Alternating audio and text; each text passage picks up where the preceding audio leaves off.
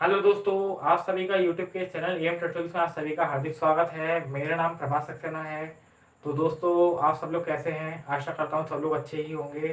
तो दोस्तों, हम लोगों ने अभी पिछले कुछ दिनों में इलेक्ट्रोस्टैटिक्स जो सीरीज़ है वो स्टार्ट करी है। उस सीरीज़ में हमने काफ़ी कुछ पढ़ लिया है, जैसे चार्जेस वगैरह कितने टाइप्स के होते हैं, कैसे कोई न्यूट्रल बॉडी को कैसे हम लोग इलेक्ट्रिफाइड बॉडी बनाते हैं। तो आज हम लोग देखेंगे कि जो चार्जेस होते हैं उन चार्जेस पर कौन कौन कौन से फोर्स कैसे काम करते हैं, उन फोर्स की इक्वेशन क्या है, कैसे उसको हम मेजर करेंगे।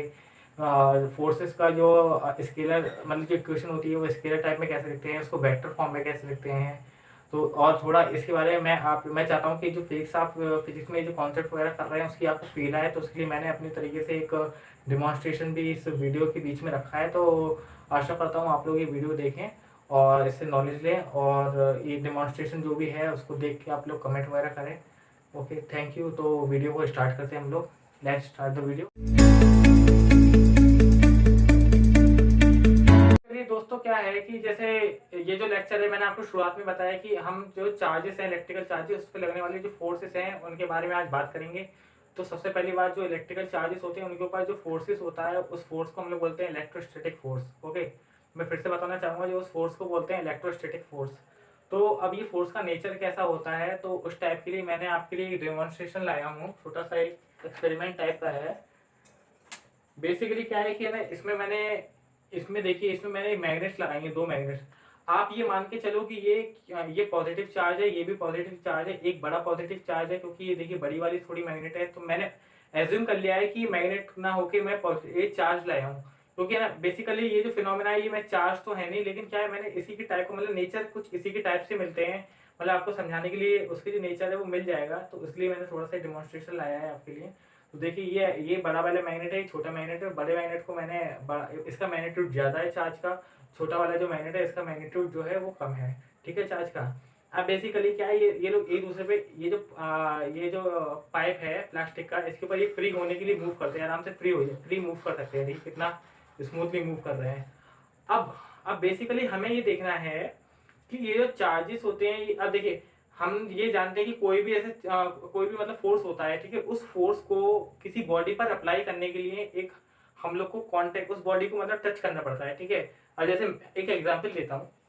नॉर्मली जैसे ये मान के चलो बोर्ड है, ठीक है। अब मैं चाहता हूँ कि बोर्ड को हिला दूं। तो ये बोर्ड को हिलाने के लिए अगर मैं ऐसे कहूँगा भाई हिल जा या ऐसे कुछ करूँगा, तो ऐसे ही हिलेगा नहीं बोर्ड।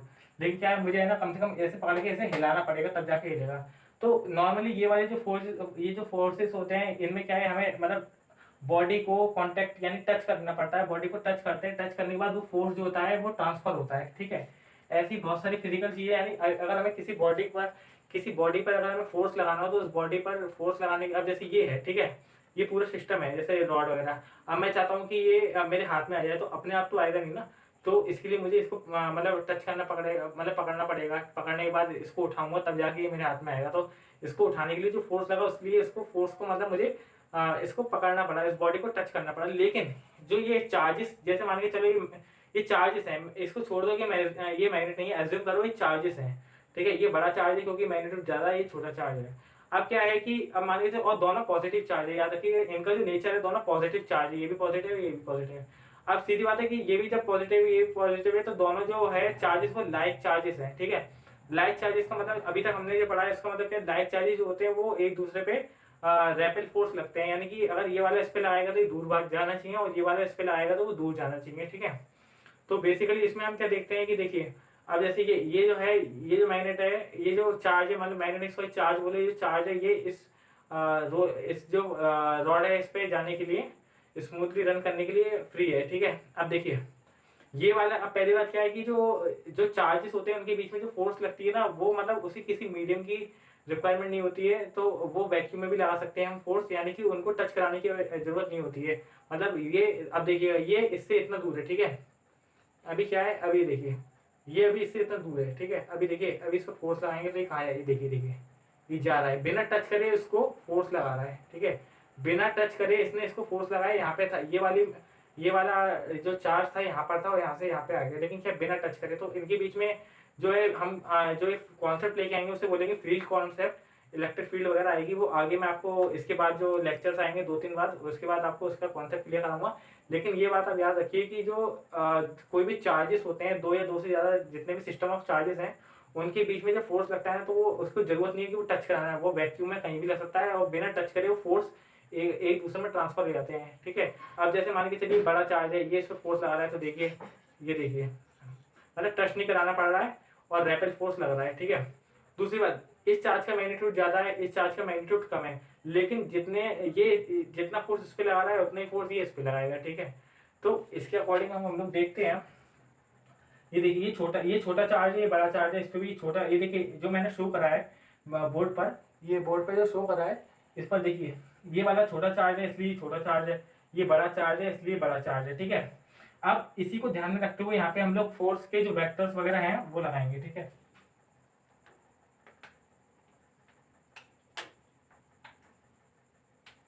अब देखिएगा इसी के अकॉर्डिंग लगाएंगे।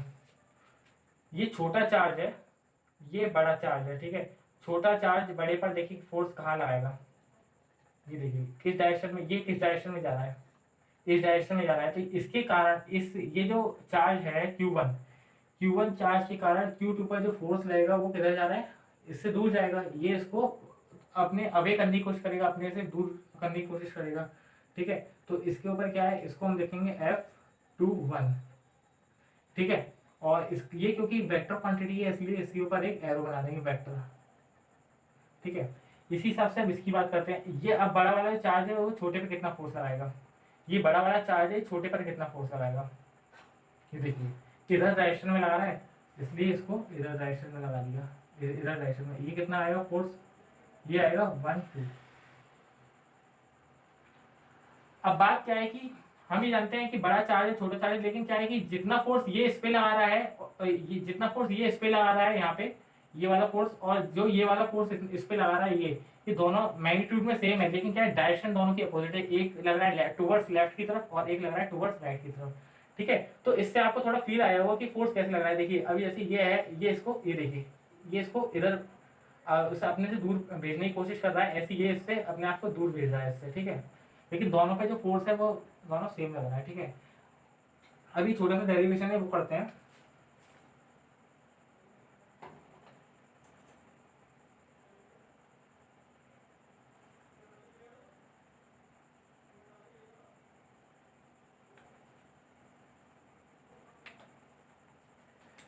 ठीक है, यहाँ तक आपको बात क्लियर हुई। अब जो हमारे कूलाम साहब थे, क्योंकि ये उन्हीं के कूलाम लॉ है, उनका पूरा नाम तो मेरे को अभी याद नहीं आ रहा है, लेकिन जो कूलाम साहब थे उन्हीं के ऊपर ये कूलाम लॉ बना है, उन्होंने ये डिस्कवर किया था कि मतलब ये दो चार्जेस हैं। पहली बात तो ये कि उन्होंने जो है ये एज्यूम किया है कि ये दोनों जो चार्जेस है पॉइंट चार्जेस है। First of all point charges, these are point charges, लिख लीजिए दीज आर पॉइंट चार्जेस, मतलब बहुत छोटे हैं। एक तो ये हो गया। ठीक है, ये दोनों पॉइंट चार्जेस हैं। And also coulomb law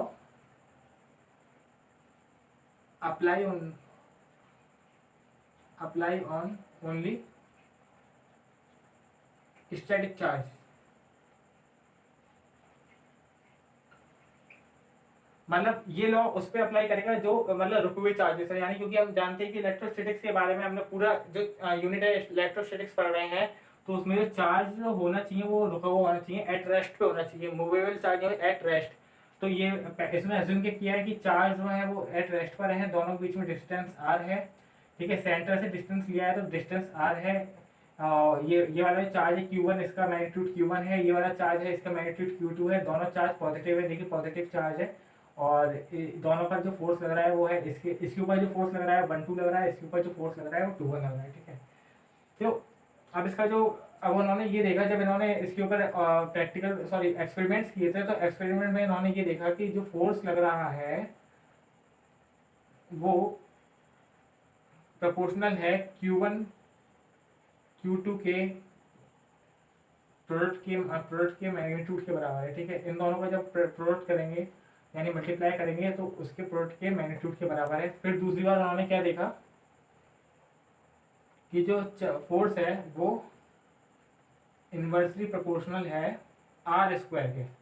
are square term क्यों आ रहा है, आर भी आ सकता था लेकिन आर स्क्वायर टर्म इसलिए आ रहा है इसके अंदर क्योंकि है ना, जैसे ही मतलब ये मान के चलो कि अगर आर को थोड़ा कम कर दें तो जो फोर्स है ना वो उसके स्क्वायर के मल्टीप्लाई के बराबर मतलब बढ़े जाएगा।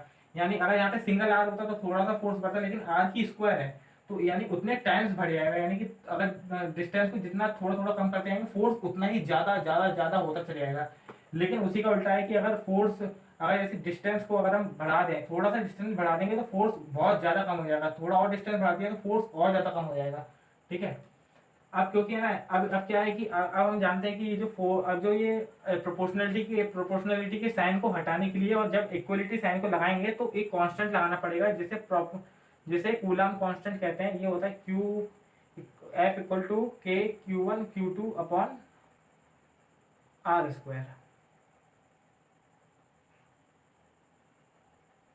ठीक है, ये होता है कूलम लॉ। मैं आपको फिर से बता रहा हूँ, जब इन्होंने एक्सपेरिमेंट किए तो देखा कि जो इन दोनों चार्जेस पे लगने वाला जो फोर्स है वो फोर्स जो है इन दोनों चार्ज के जो मल्टीप्लाई यानी प्रोडक्ट के मैग्नीट्यूड के बराबर है। और ये जो चार्ज है वो जो इन दोनों का जो बीच का डिस्टेंस है आर उसके स्क्वायर के ये इन्वर्सली प्रोपोर्शनल है। ठीक है, यानी कि अगर मान के चलो कि अगर हम Q1 या Q2 दोनों चार्ज में से किसी एक का चार्ज अगर बढ़ा देंगे तो उस समय फोर्स जो है वो बढ़ जाएगा।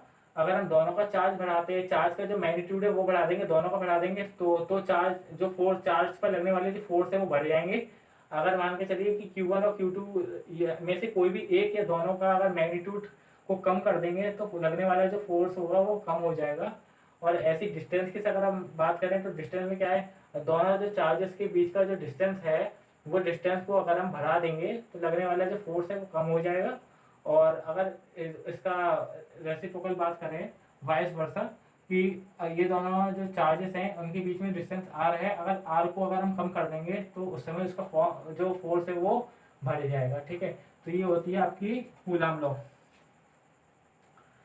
इसको एक तरीके से और लिख सकते हैं, इसको हम लिख सकते हैं F equal to 1/4πε0 Q1 Q2 upon R square.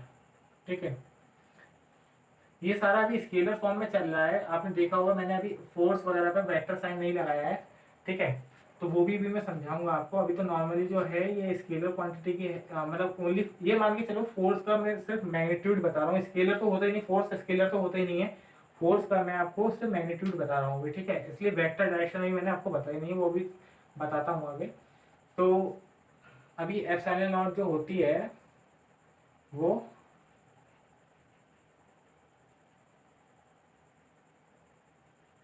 Permittivity constant होती है ऑफ फ्री स्पेस और वैक्यूम। मतलब कहने का मतलब ये है कि हम ये तो जानते हैं कि जो फोर्स है वो चार्जेस के मैग्नीट्यूड के ऊपर तो डिपेंड करता है, उसका जो बीच का सेंटर डिस्टेंस है उसके ऊपर तो डिपेंड करता है, उसके अलावा ये जो आपने जो कांस्टेंट लगाया है ना उसके ऊपर भी डिपेंड करता है। अब बात ये आती है कि जी ये जो कांस्टेंट है वो कांस्टेंट किसके ऊपर डिपेंड करता है। तो जैसे ये जो एक्सपेरिमेंट की जो बात करी है इस पे जो अभी हमने यहाँ पे लिखा है 1/4πε0, एप्सिलॉन नॉट लिखा हुआ है, यानी कि ये जो एक्सपेरिमेंट किया गया है यानी जहाँ पे चार्जेस रखे गए हैं वो जो चार्जेस हैं वो वैक्यूम में रखे गए हैं। ओके, ये जो चार्जेस हैं वो वैक्यूम में रखे गए हैं, वैक्यूम या फ्री स्पेस या एयर मान के चलिए इस मीडियम में रखे गए हैं। मान के चलिए कि यही पूरा जो आपका सिस्टम है जिसमें चार्ज जो Q1 और Q2 है उसको चेंज ना किया जाए, उसका जो बीच का डिस्टेंस है उसको भी चेंज ना किया जाए, तो अगर हम मीडियम चेंज कर देंगे, मान के चलिए कि अभी एयर में या वैक्यूम में रखा है, इसको अगर हम केरोसिन में डाल दें, वाटर में डाल दें या और अनदर कोई मीडियम में अगर हम डाल देंगे सिस्टम को, तो लगने वाला जो फोर्स होगा वो चेंज हो जाएगा। ठीक है, तो ये जो अभी हमने जो ये डेरिवेशन जो निकाला है स्टैंडर्ड, ये हमने फ्री स्पेस यानी वैक्यूम या एयर के लिए निकाला है। तो इसमें क्या है, अगर आप मीडियम चेंज कर दोगे तो, और मीडियम अगर चेंज कर दिया और मतलब जो डिस्टेंस है वो सेम है, चार्ज का मैग्नीट्यूड सेम है, तो लगने वाला जो फोर्स हो जाएगा ना वो कम हो सकता है, कम या ज्यादा हो सकता है। लेकिन अभी तक हम ये जानते हैं कि जो लगने वाला, जैसी कंडीशन, मान लो एक कंडीशन है, ठीक है, इस कंडीशन में अगर हम वैक्यूम में रखेंगे तो सबसे ज़्यादा फोर्स हमें मिलेगा। अब मान लो अगर इसको वाटर में रखते हैं तो इसका जो फोर्स, लगने वाला फोर्स होता है वो कम हो जाएगा। अगर उसको कैरोसिन में रखते हैं तो वो फोर्स अलग आएगा। यानी जो फोर्स होता है वो मीडियम के ऊपर डिपेंड करता है, ठीक है, मीडियम के ऊपर भी डिपेंड करता है। अब जो कांस्टेंट के होती है, के की जो वैल्यू होती है वो होती है 9 × 10⁹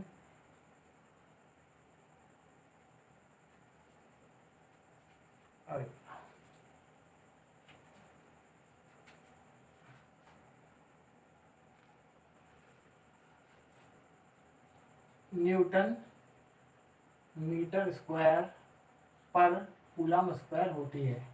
या इसको ये भी लिख सकते हैं 1/4πε0।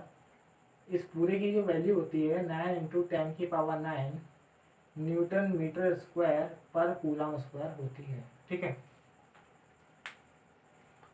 तो दोस्तों बोर्ड हमारा भर गया है, बोर्ड को हम थोड़ा खाली करते हैं और बाकी आगे आपको बताते हैं, कुछ चीज़ें और दिखाई हैं इसमें।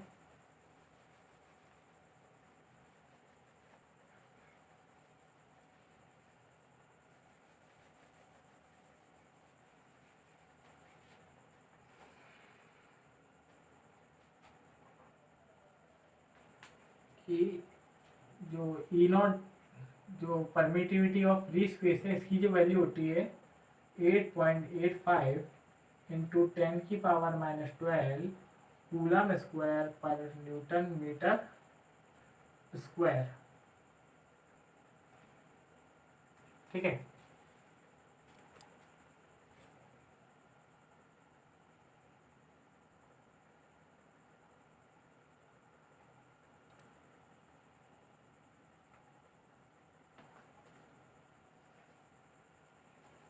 तो यहाँ तक तो आपको क्लियर हो गया होगा। उसके बाद हम बात करते हैं कि इसका जो हमने मैग्नीट्यूड तो निकाल लिया था, force equal to 1/4πε0 Q1 Q2/r², ठीक है।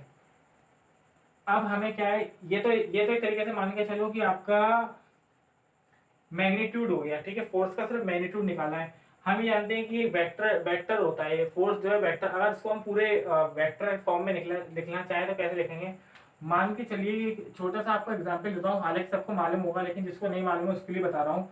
जैसे अभी कोई फोर्स है, ठीक है, अब इस फोर्स को मुझे वेक्टर बनाना है, ठीक है, वेक्टर बनाना है यानी वेक्टर फॉर्म में लिखना है। तो मैं क्या करूंगा, फोर्स का मैं मैग्नीट्यूड लिख लूंगा, ठीक है, ये फोर्सेस का मैग्नीट्यूड लिख लूंगा इनटू, अगर ये फोर्स है इसका मैं अगर यूनिट वेक्टर लिख लूँ तो ये चीज इसमें चेंज हो जाएगी ना। तो अभी तो सिर्फ हमारे पास सिर्फ ये है, यानी कि इसको अगर मैं लिख लूँ फोर्स के ऊपर वेक्टर, ये मैग्नीट्यूड निकला है, सिर्फ ये मैग्नीट्यूड निकला है, ठीक है। लेकिन मुझे वेक्टर में चेंज करना है तो पहले मुझे क्या करना पड़ेगा, यूनिट वेक्टर लाना पड़ेगा, फिर उसको इस फॉर्म में अगर मैं लिखूंगा उसके बाद ये आपका वेक्टर आएगा। यानी कि इस ये आपका निकल गया, ठीक है। मुझे लाना इस फॉर्म में है, ठीक है। और आपका जो अभी अभी तक आया है वो इस फॉर्म में आया है, ठीक है। मुझे इस फॉर्म में चेंज करने के लिए क्या है, इसके अंदर ही यूनिट वेक्टर का मल्टीप्लाई करना पड़ेगा। तो सबसे पहली बात मुझे ये है कि मुझे एक यूनिट वेक्टर ढूंढना पड़ेगा। तो यूनिट वेक्टर ढूंढने के लिए क्या करना पड़ेगा, यूनिट वेक्टर का क्या मतलब होता है, जैसे मान के चलो कि अगर ये जो फोर्स है, हम्म, इसकी ये डायरेक्शन है, इसी डायरेक्शन में अगर मैं मान के चलूँ एक और, अगर एक वेक्टर मान के चलूँ, इसी डायरेक्शन में कोई वेक्टर मिल जाए, ठीक है, इसी डायरेक्शन में कोई वेक्टर मिल जाए तो, और वो इसके पैरेलल भी हो, एक तरीके पैरेलल हो तो सीधी बात है, अगर ये 0 डिग्री पर है तो ये भी 0 डिग्री पर होगा, ये भी 0 डिग्री पर है, ठीक है। तो मैं क्या करूंगा, एक यूनिट वेक्टर ले लूंगा। तो इसी लाइन के अराउंड अगर जैसे ये आर है, ठीक है, तो मैं इसको भी मान सकता हूँ कि यहाँ पे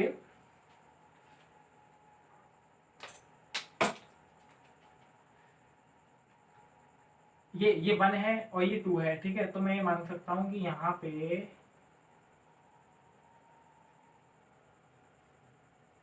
R12 एक वेक्टर है, ठीक है, 1 से 2 तक, यानी ये वेक्टर है, ठीक है, जिसकी डायरेक्शन इसके अपोजिट है लेकिन इसी लाइन में है। यानी कि अगर मैं कहूँ कि ये वाला, अभी रुकिए मैं आपको दोबारा बताता हूँ, अगर मैं ये कहूँ,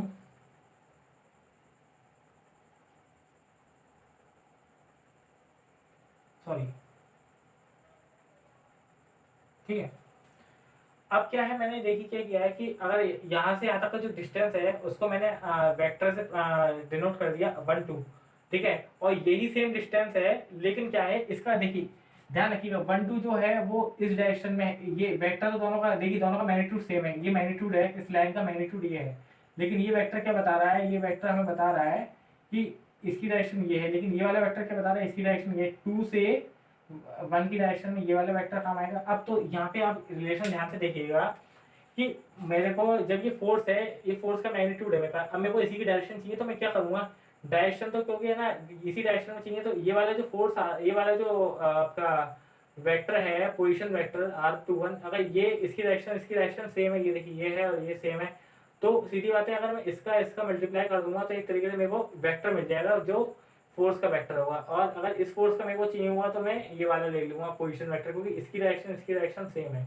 तो मैं क्या करूंगा, इसकी यूनिट, इस ये जो वेक्टर है, अभी मेरे को जैसे ये वाले वेक्टर है, ठीक है, सॉरी ये वाला फोर्स है, इसको मेरे को वेक्टर फॉर्म में चेंज करना है, मैग्नीट्यूड है मेरे पास, तो मैं क्या करूंगा कि ये वाला जो वेक्टर है इसकी डायरेक्शन में ले लूंगा और इसी का यूनिट वेक्टर लूंगा मैं, इसका यूनिट वेक्टर का इसके साथ मल्टीप्लाई कर दूंगा तो मेरे को ये मिल जाएगा, ठीक है ना, समझ में आ गया।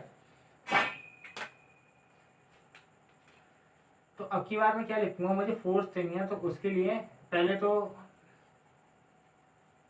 और उसका मल्टीप्लाई मेरे को किससे चाहिए होगा, फिर वो अब आर आएगा है, अब आर आएगा। अब मैं मान के चलो किस फोर्स की बात कर रहा हूँ, ये लिखना पड़ेगा ना, मैं बात कर रहा हूँ ये वाले फोर्स की, 1 2, ठीक है, इसकी बात कर रहा हूँ। तो ये इसका डायरेक्शन इधर है, तो मुझे इसके डायरेक्शन वाला ही पोजीशन वेक्टर चाहिए होगा, ठीक है। तो मुझे चाहिए होगा 2 1, ठीक है, और वो भी यूनिट वेक्टर में। ये अभी पूरा देखिए ये वेक्टर में है, मेरे को चाहिए यूनिट वेक्टर में, ठीक है। तो अभी क्या करूंगा, इसका यूनिट, अब जैसे ये है, ठीक है, एक आपने फॉर्मूला और पढ़ा होगा, एक साइड में फॉर्मूला लिख दे रहा हूँ, r21 है, ठीक है। तो इसको मैं कैसे लिख सकता हूँ, r21 का मैग्नीट्यूड और r21 की कैप वेक्टर। अब मेरे को यूनिट वेक्टर निकालना है, ठीक है। तो मैं क्या करूंगा,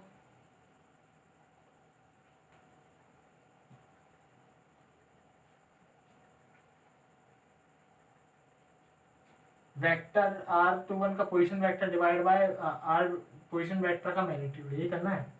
तो आर वेक्टर मिल गया, यहाँ ये वाली वैल्यू लिखनी है और ये वाली फोर्स की ये वाली वैल्यू लिखनी है।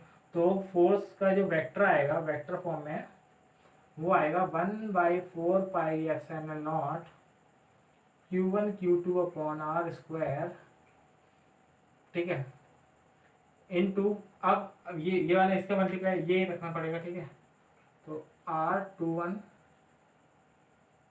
अपॉन r21,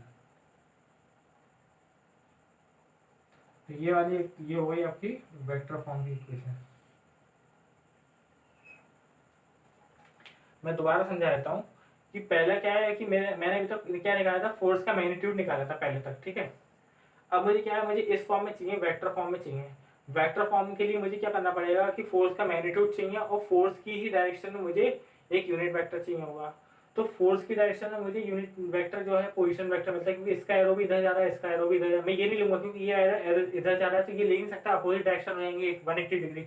मुझे इसी के डायरेक्शन में चाहिए, तो ये वाला मैंने वेक्टर ले लिया, ठीक है। अब क्या है कि है ना, क्योंकि है ना मेरे को क्या करना है कि इस फॉर्म में लाने के लिए अब मैंने यहाँ पे लिख लिया इसको यूनिट वेक्टर r1, ठीक है, r21 ये वाला। अब क्योंकि है ना यूनिट वेक्टर में, या तो आप ये वाला फॉर्मूले को डायरेक्ट यूनिट वेक्टर फॉर्म में लिख दो ये वाला, या आप इसको भी एक्सपेंड करना चाहो तो r की वैल्यू जो है इसको मैं ऐसे कर सकता हूँ, जैसे r वेक्टर पोजीशन वेक्टर है उसको मैं लिख सकता हूँ r का मैग्नीट्यूड वेक्टर इनटू उसकी यूनिट वेक्टर।